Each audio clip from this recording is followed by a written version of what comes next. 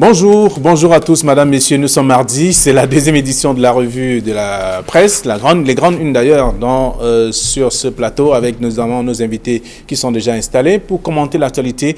Vous aurez l'occasion également, vous aussi, d'aller parcourir la presse. Vous faites un tour en kiosque ce matin.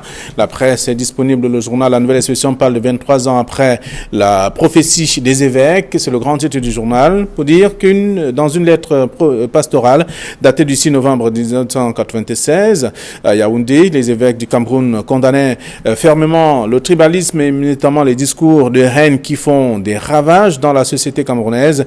Ils faisaient remarquer que ce mal trouve d'ailleurs sa racine, surtout dans les intérêts politiques de quelques citoyens ambitieux. C'est le journal qui le propose d'ailleurs ce matin, page 2. Le journal parle également de Bafoussam, ces autres catastrophes à redouter. D'ailleurs, après Ngouaché, plusieurs autres localités et même poubelles économiques, avec notamment tout ce qu'on a pu observer, aussi créent des ennuis qui permettent aujourd'hui de constater qu'il y a justement d'autres points à risque dans les localités du Cameroun, dont les populations apeurées redoutent aussi le pire dans ces différentes localités. C'est le journal qui fait le point ce matin en page 4. On parle également du ras-le-bol dans le journal. Un journaliste de la CATV Sud se lâche, Cyril Kemenyé, en service à CATV et Bolova, dénonce avec véhémence d'ailleurs la dérive tribaliste qui défraie la chronique depuis quelques semaines dans cette partie du pays et qui risque d'ailleurs de se transformer en gangrène nationale si rien n'est fait. C'est en page 10 du journal disponible en kiosque. On parle également du tracker du MSC à Ibolova qui tente donc de se défendre. Le cadre du parti au pouvoir qui a poussé le sous-préfet à annuler le meeting du parti de Kamto dit sa part de vérité dans le journal en page 3 de la Nouvelle Expression disponible en kiosque ce matin. Le Messager pour sa part s'intéresse aux 37 ans de règne de Paul Biya, comment le RDPC a coulé le renouveau, d'ailleurs entre querelles internes, promotion d'une élite comprador, bataille de leadership et détournement des deniers publics. Le parti au pouvoir a tué la doctrine de Paul Biya, c'est le journal qui le dit en page 3. Le journal parle également de l'affaire de l'église évangélique du Cameroun, la cour d'appel au tribunal de Laurent Esso en page 10, et on parle de Bagno, les non-dits de la bataille entre le Lamido et le maire, le projet de construction d'un hôtel au pied du mont Djumbal, comme pomme de discorde également en page 5 du journal ce matin. Et on parle de Yaoundé aussi où il y a eu un éboulement de terrain qui a fait un mort. C'est en page 7 du quotidien Le Messager. C'est dans les kiosques ce matin également. Cameroun Tribune parle du CHAN 2020, les dates et bien sûr des stades déjà connus qui ont été d'ailleurs cités par le comité qui a été créé hier et les membres aussi qui vont déjà commencer le travail ce matin à lire dans le dossier proposé par le journal, la page 28 à la page 29. C'est le quotidien Cameroun Tribune qui s'intéresse également à d'autres informations, parlant aussi du bilan satisfaisant à mi-parcours du Fonds monétaire international qui vient de séjourner au Cameroun. Il est question justement de savoir que les choses marchent sur le plan financier. Le point a été fait entre le ministre des Finances et les membres de cette commission de la commission qui a séjourné au Cameroun, qui s'est intéressée justement au traitement qui est réservé aux finances qui sont d'ailleurs allouées à notre pays. Comment est-ce que l'argent est géré et tout cela. Ce dossier est proposé par le journal ce matin. Le journal s'intéresse aussi à autres faits que je vous invite à parcourir dans le journal.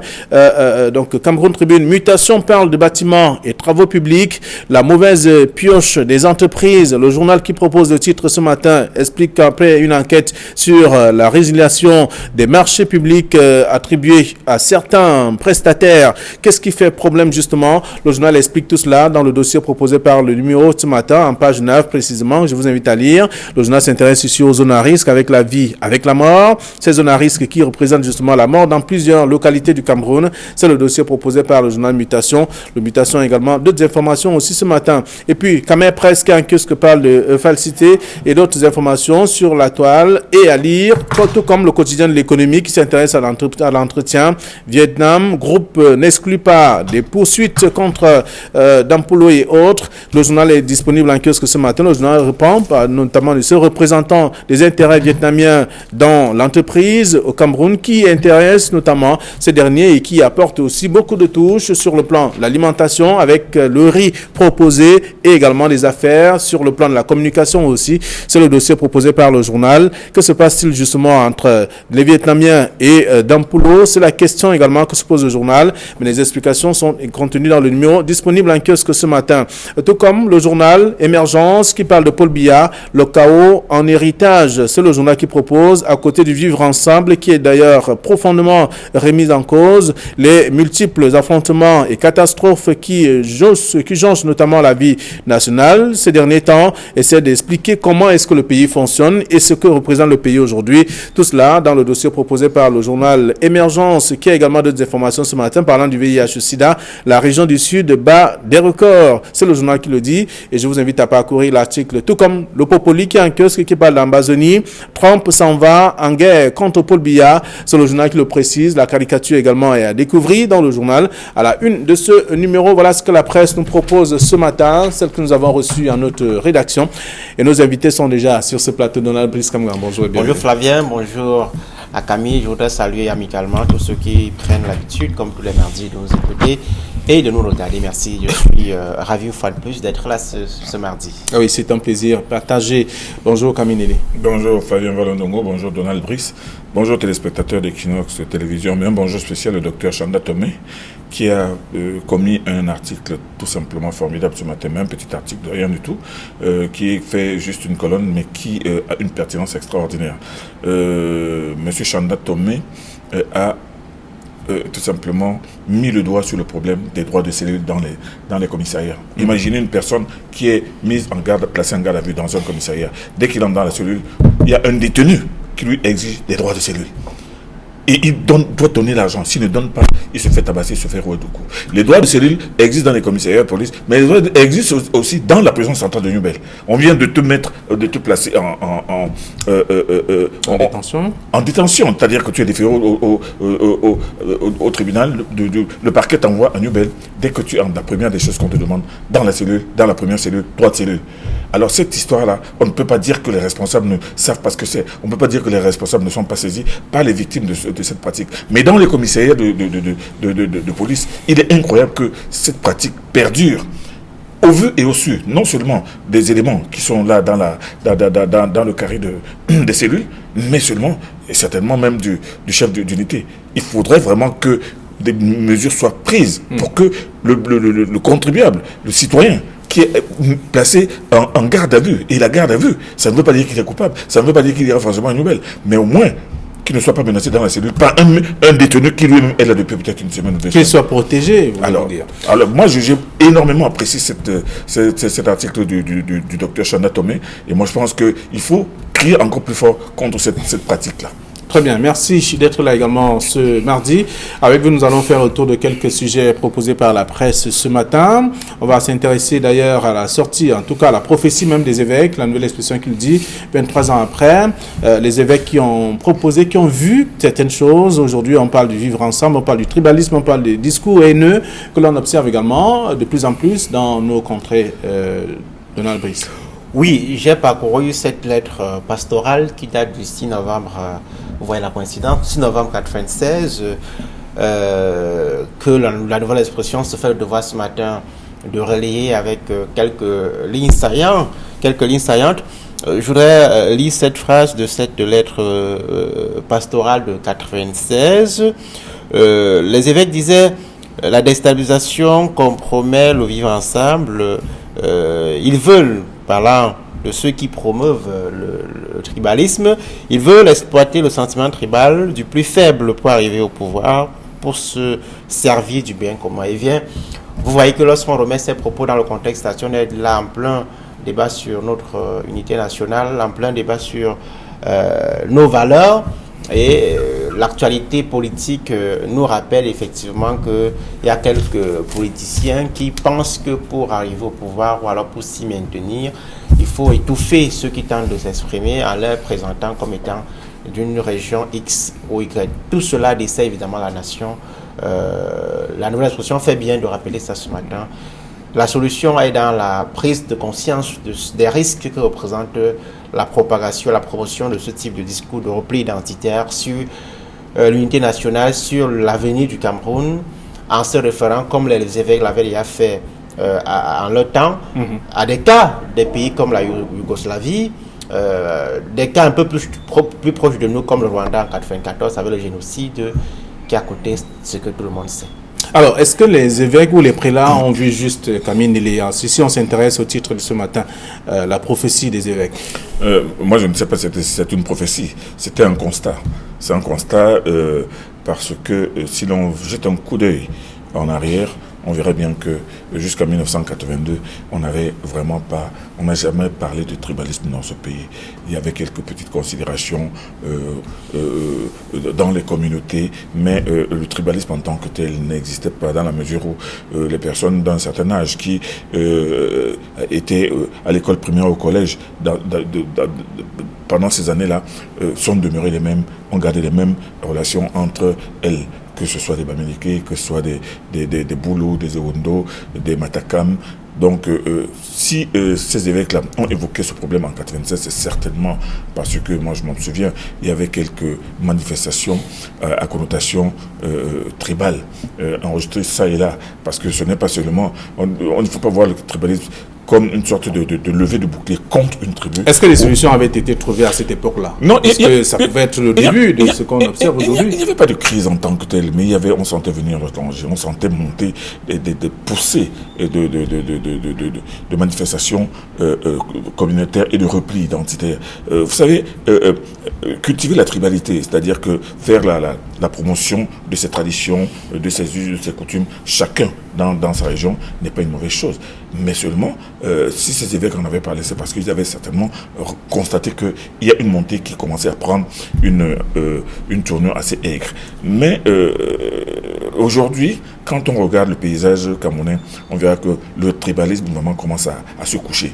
Il a bien fait son lit. Quand on regarde les réseaux sociaux, quand on lit ces réseaux sociaux... Alors, il y avait déjà un départ, et les évêques l'ont relevé, et tout cela a prospéré jusqu'ici. Prospéré de manière sourde. Et de manière sourde, maintenant, quand on regarde on réalise que même dans l'administration, par exemple, parce que dans l'administration, c'est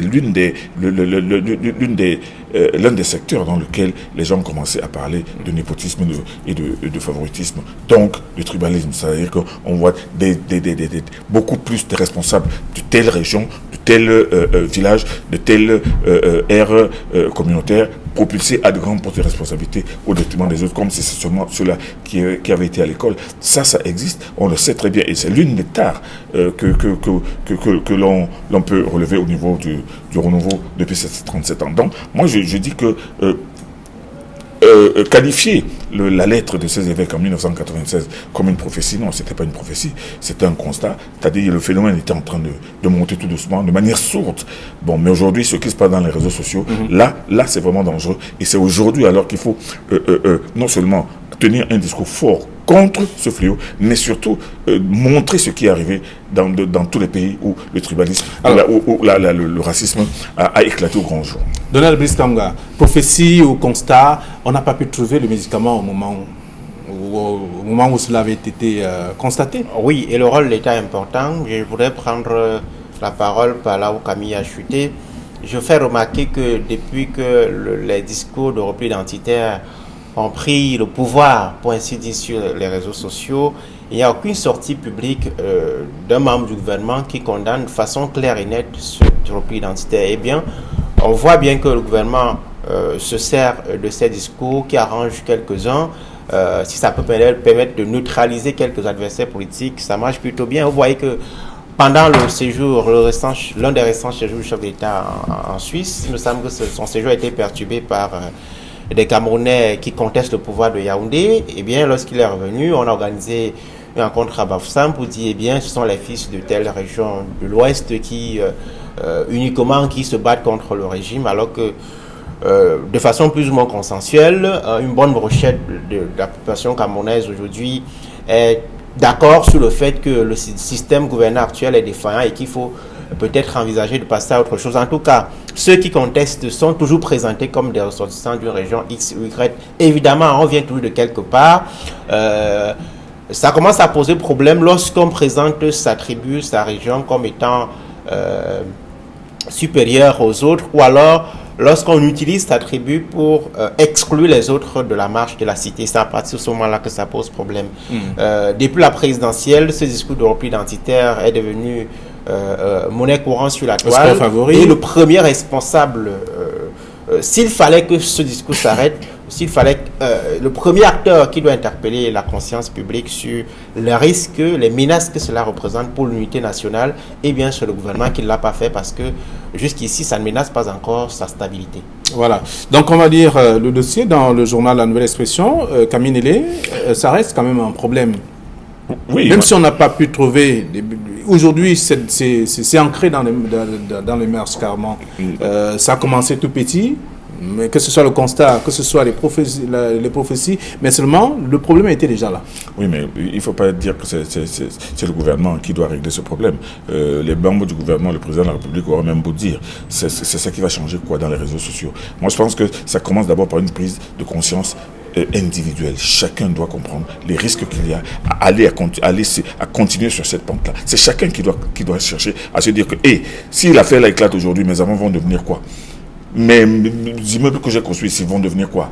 Mes plantations que je suis en train de faire de tel côté vont devenir quoi? Est-ce que moi-même je pourrais même circuler dans ce pays? Parce que c'est ça le problème. Les gens ils déversent du fiel, et de l'autre côté on déverse du fiel. Ça se déverse de tous les côtés. Mais le jour où ça éclate, personne ne va rester parce que quand on regarde ce qui se passe par exemple dans le Nozo, et on verra que quand ça éclate, personne ne peut plus rester, même les plus courageux prennent les gens à leur cou. Donc, le repli identitaire, il ne faut pas le faire porter seulement sur la tête du gouvernement, parce que quand vous lisez dans les réseaux sociaux, ce ne sont pas des membres du gouvernement qui l'animent. Ce sont des Camerounais, lambda, et même parmi ces Camerounais, de grands érudits, de grands professeurs d'université, de grands cadres de la société, qui ne font pas forcément partie du gouvernement. Moi, je dis qu'il faut tout simplement tenir un langage pédagogique et faire comprendre, surtout aux jeunes, qui sont les plus branchés dans ce repli identitaire, de faire très très attention, parce que ça ne mène que contre le mur. Et quand on arrive contre le mur, on ne sait plus quoi faire. Donc, dans cette affaire-là, ce n'est pas pour lui montrer que c'est ma tribu qui est la plus forte, qui est la plus intelligente, qui est la plus industrieuse, qui est la plus dynamique, qui a le plus de pouvoir. Non. Si on va dans ce sens-là, ça va éclater un jour. Je pense que la prise de conscience doit même venir des hommes politiques qui, au lieu de se crêper le sillon pour des histoires de meeting ou de marche, devraient plutôt commencer à s'adresser aux gens. Faites attention à ce que vous dites. Faites attention à ce que vous écrivez dans les réseaux sociaux. Faites attention. Mais Camille, on a laissé faire. Oui, mais on a laissé faire. Mais les acteurs politiques eux-mêmes laissent faire. Combien d'acteurs politiques ont forcé de façon véhémente, se sont même adressés à leurs propres militants en leur disant que faites attention. Si les autres le font, nous, on ne doit pas faire cela. On ne doit pas suivre cela. Moi, je pense que la prise de conscience doit être à tous les niveaux. C'est chaque Camerounais qui devrait le faire. D'accord. Oui, nous sortons du sujet que Donald. Oui, vous savez, le problème dans cette affaire, c'est que les gens utilisent l'hypocrisie et c'est ça qui est dérangeant. Pourquoi ? Parce que, je rappelle, Camille connaît Mokoko Priso, qui avait déjà commis à l'époque un ouvrage, Le tribalisme, un problème national au Cameroun. Camille connaît très bien l'ouvrage dont il est question. Et cet ouvrage date d'avant 1996. Voilà, donc ça signifie qu'il y avait des signes, des prémices à l'époque qui auraient pu être saisis par le gouvernement si la question doit être adressée avec sincérité, sans ruse politique. Il y a des calculs malsains qui avec sincérité. Qui se trament. Camille dit tout à l'heure que le gouvernement ne tient pas le discours tribaliste. Peut-être qu'il a oublié. Rappelez-vous, en mars, un membre du gouvernement et pas n'importe lequel, les propos qu'il a tenus sur un plateau de télévision, sur la chaîne publique que nous payons, pour laquelle nous payons nos impôts et qui fonctionne avec les impôts de Camerounais, et sans que l'on ait un recadrage à la mesure des propos qui avaient été tenus. Vous voyez très bien que nous parlons là des faits, ce ne sont pas des choses qui sont imaginées. C'est une question que le gouvernement maintient tabou. Je dis une fois de plus pour des intérêts que l'on sait. Si vous contestez le régime, on présente votre région, on vous dit vous êtes du nord, du sud ou de l'est. Le consensus national aujourd'hui se dégage clairement autour de la nécessité de poser le débat sur la défense de ce système qui n'apporte ni l'eau, ni l'électricité, ni des routes aux citoyens. C'est de cela qu'il est question. Il n'y a pas un autre débat plus pertinent que celui-là. Évidemment que le renforcement de notre vivre ensemble, notre unité nationale doit se construire avec la réalité du nord-ouest et du sud-ouest que nous connaissons, tout cela ne peut être reposé que si l'on est sincère et si le gouvernement est de bonne foi et veut laisser à ce pays peut-être pas l'eau, l'électricité, la lumière, les écoles, les hôpitaux, mais au moins l'unité nationale, au moins la cohésion nationale. Oui. Non. Rien à dire. Moi, je seulement que non, c'est bon, vous avez dit... Donald Brice a parlé de sincérité et dans un esprit dénué de ruse, parce qu'il y a beaucoup de ruse aussi. D'accord. Alors, donc c'est le journal, la nouvelle expression qui est revenue, en tout cas qui fait ce rappel, 23 ans après, la prophétie des évêques, comme on découvre tout cela dans le journal en page de la nouvelle expression. Alors, un autre sujet, on parle de 37 ans de règne. Comment le RDPC a coulé le renouveau, c'est le grand titre du quotidien Le Messager ce matin, parlant notamment des querelles internes, des promotions d'une élite comprador, bataille de leadership et détournement des deniers publics. Le parti au pouvoir a tué la doctrine de Paul Biya. Ça, c'est Le Messager. Et Émergence parle de Paul Biya, le chaos en héritage. Oui, j'ai parcouru cet article du Messager. Le Messager rappelle un peu ce qui s'était passé en 82, la succession constitutionnelle à l'époque, le 6 novembre 82, lorsque le président de la République arrive au pouvoir. Il y a un vent d'espoir, qui naît. Les gens se disent c'est un jeune, il a, comme on dit, la niaque, et puis il s'est présenté comme étant un artisan, un défenseur invétéré de la démocratie, de l'ouverture. Après, il y a 90 avec le vent de l'Est que tout le monde sait. Avant cela, il a publié en 87, soit 5 ans après l'accession à la magistrature suprême, pour le libéralisme communautaire, qui est un peu la boussole, le socle socio-économique sur lequel il avait bâti son projet de société. Alors, 37 ans après, demain c'est le 6 novembre, 37 ans après, quel le bilan qu'on peut en faire? J'ai lu la réaction d'un cadre du Social-Démocratique Front dans les colonnes de Le Messager ce matin, qui pointe du doigt les détournements de fonds publics, le nombre de membres du gouvernement qui sont en prison pour malversation financière à la tête des entreprises publiques, parapubliques. On parlait tout à l'heure de l'unité, la cohésion nationale. Le Nord-Ouest et le Sud-Ouest nous rappellent que nous sommes tous sauf un État qui est en paix et qui peut se satisfaire de son unité nationale. J'ai également lu une réaction, puisque le journal a équilibré l'élément, en prenant la réaction d'un membre du comité central du RDPC qui indique que le chef de l'État est en quelque sorte le capitaine de l'unité nationale de la paix.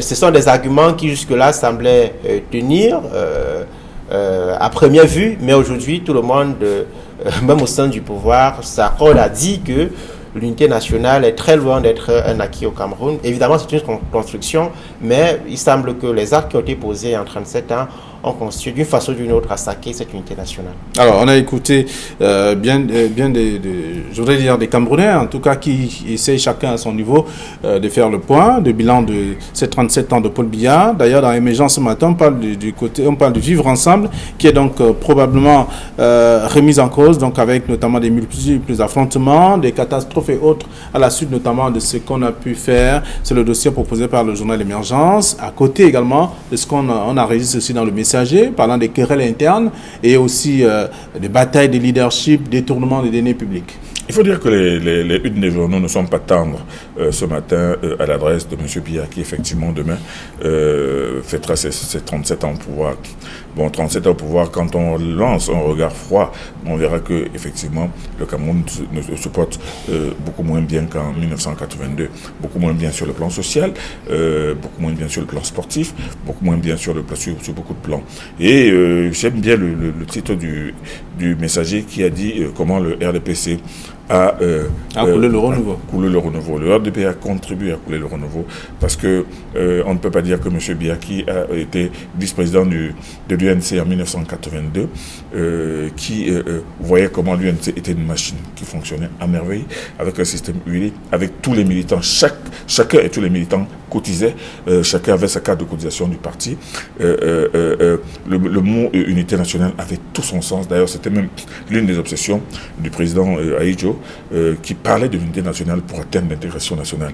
Donc on peut dire que M. Aïdjo a laissé à M. Biya un pays qui était soudé au tir d'un certain nombre d'idéaux. Bien entendu, avec l'arrivée de M. Biya, il y a eu un vent d'espoir Il est jeune, il a longtemps travaillé avec le prédécesseur et surtout lui-même, M. Aïdjo, avait demandé au Camerounais de lui faire confiance parce qu'il le connaît, blablabla, blablabla, blablabla. 37 ans plus tard, beaucoup d'eau a coulé sous les ponts et on réalise que il y a énormément de manquements. Il y a énormément de manquements. On se demande, mais pourquoi ces manquements?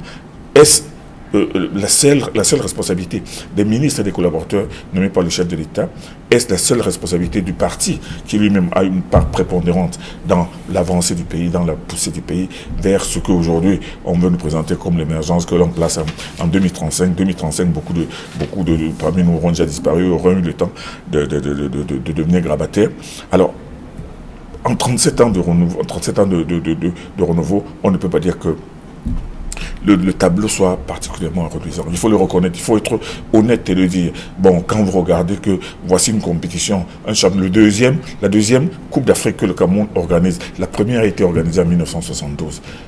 Et le Cameroun n'avait que 12 ans d'indépendance. Aujourd'hui, 37 ans après l'arrivée de M. Paul Biya, le voilà qui organise une Coupe d'Afrique. Mais cette Coupe d'Afrique, malgré les milliards qui ont été placés, malgré toutes les assurances qui ont été dites, les collaborateurs du président de la République l'ont même amené à mentir en disant que la compétition se tiendra le jour J. Et malheureusement, elle ne s'est pas tenue le jour J. On l'a même amené à parler de glissement parce qu'il fallait bien qu'il dise quelque chose au Camerounais. Ce n'est pas possible. Bon. Que peut-on donc conclure? Regardez, voici le Chan, le petit Chan qui arrive dans 6 mois. Il y a des stades qui sont complètement... On va se retrouver avec des stades qui sont terminés aujourd'hui comme celui de Douala, mais avec les routes, les voies d'accès qui ne sont pas terminées, avec l'entrée est de Douala, dont l'entrepreneur a foutu le camp, et on ne sait pas comment ça va, et pourtant il nous reste à peine 6 mois. Regardez du côté de Bafoussam. Bafoussam est complètement barré, complètement viré. Pourquoi? On a pris de l'argent, on a donné de l'argent. Un opérateur économique touristique, un hôtel à Bana, à 80 km de Bafoussam, l'autre à Bangou, à une 50 km de Bafoussam, alors qu'on a laissé en plan, on a complètement rayé le plan d'un hôtel qu'on appelle Ento Hotel, qui était un hôtel de 4 étoiles et avec une capacité de 150 chambres. Le stade de Bafoussam lui-même n'existe pas. Et pourtant, voilà Bafoussam qui est rayé du Chan. Et rayé du Chan, certainement, il va être rayé de la Cannes. Et ce Chan lui-même devient de plus en plus hypothétique parce qu'on se retrouve avec 3 stades. Le stade de Douala, la ville de Douala, la ville de Limbe et la ville de Yaoundé. Garoua est écarté. Pourtant, on a entendu ici, avec les milliards qui avaient été donnés à Prime Potomac. Et Prime Potomac n'est pas inquiété. Mais il est parti. Le stade même, Paul Biya, le stade qui porte le nom du président de la République, le stade qui porte le nom du président de la République, lui-même n'est pas encore achevé. Les voies d'accès ne sont pas achevées. On dirait même que les collaborateurs du chef d'État n'ont même pas peur du chef de l'État lui-même. Le stade qui doit porter son nom. Quelqu'un a dit que le Cameroun est maudit. Non, ce n'est pas de la malédiction. Moi, je pense que c'est des gens qui c'est sûr. Bon, le professeur Messangayamdi me parle d'un coup d'État scientifique. Mais moi, je me demande si ce n'est pas volontairement que les gens le font, tout simplement, pour conduire le Cameroun dans une situation pas croyable. Donc, rien que l'organisation d'une compétition, alors que le Cameroun a été placé en 1990, il faisait partie du top 5. Aujourd'hui, il est perdu. En matière sportive, on n'existe plus du tout. Donc, c'est autant de choses, les constats que l'on peut faire sur la situation du Cameroun 37 ans après l'accession au pouvoir de M. Biya laisse plutôt à désirer. Mais il y a quand même des gens qui sont optimistes. Il y a des gens qui se disent qu'on peut toujours essayer. Mais essayer, c'est vraiment difficile. D'accord. Alors, ça rejoint le titre d'émergence ce matin, le chaos en héritage. En tout cas, nous observons que en 1982, lorsque le chef d'État arrive au pouvoir, il se présente comme le chantre de la rigueur et de la moralisation, ce fameux discours, comme il voudrait, dans une interview qu'il a accordée à un confrère français, il disait qu'il souhaiterait qu'on garde de lui l'image de quelqu'un qui a apporté la démocratie et, il me semble, la prospérité. Alors pour la démocratie, la répression systématique des manifestations de l'opposition, la précarité dans laquelle vit la presse ne sont pas des éléments qui sont forcément à blanchir sur son bilan. Pour la prospérité, on est quand même dans un pays où on a 4000 décès par an de paludisme. C'est quand même terrible. Sur les routes, environ 1000 morts chaque année et un peu plus. Vous voyez très bien que ce sont des éléments factuels qui ne peuvent pas permettre de défendre aisément le bilan du renouveau. En tout cas, il y a beaucoup de choses à faire. Sur la rigueur, la moralisation, prenez l'exemple de l'application de la loi sur le mandat des responsables des entreprises publiques et parapubliques, cette loi qui est follow au pied par le chef de l'État lui-même, qui est censé renouveler le bail de ses responsables et les décharger de leur fonction lorsque on atteint les 9 ans qui représentent la limite de ces mandats-là. Il ne le fait pas. On se demande bien s'il a oublié ses engagements. Alors, lorsqu'on fait le tour également ce matin, plusieurs tabloïds, en dehors de Le Messager Émergence, qui s'intéresse justement aux 37 ans de règne de Paul Biya, chacun essaie de faire un bilan les lecteurs vont lire également ce que la presse a réservé comme traitement à ce bilan-là. En même temps, est-ce qu'on va dire que la nouvelle expression et en même temps le journaliste qui parle du ras-le-bol, un journaliste de la CRTV Sud qui se lâche carrément à la suite de tout ce que vous avez dit, c'est dans le même sens carrément. Cyril Kemenyi, qui estime que pourquoi rester muet face à tous ces désastres? Oui, il arrive un moment où il faut se départir de ces oripeaux de partisans. Nous sommes dans un pays qui s'effondre à petit feu. J'ai la ferme conviction que ceux qui sont lucides devraient pouvoir penser au Cameroun. Je reçois de plus en plus, même au sein de l'appareil gouvernant, un certain sentiment de ras-le-bol, de voir que dans un régime comme celui-ci, dans un système comme celui-ci, en 2019, que l'on interdise encore de façon systématique les manifestations de l'opposition, vous voyez que ça dérange même les cadres du parti au pouvoir. Et cela ne sert pas forcément à l'image du Cameroun et l'image du chef de l'État qui célèbre demain, je ne sais pas si c'est une célébration, ces 37 ans de magistrature. Dans le contexte actuel où on a des milliers de morts dans le nord-ouest et le sud-ouest, où on n'a pas de perspective claire sur l'avenir de l'unité nationale, sur l'avenir du vivre ensemble, sur l'avenir en matière de prospérité dont on parlait tout à l'heure, il est important de sortir de ces cocons partisans pour regarder la vérité en face et adresser les vraies solutions. Je pense que ce confrère de CRTV Sud a mis le pied dans le plat. Manifestement, ça fait mal à certains défenseurs du régime. J'ai lu ces tribunes, les 2 tribunes qu'il a rendues publiques à travers les canaux des réseaux sociaux. Il me semble qu'il est très proche de la réalité.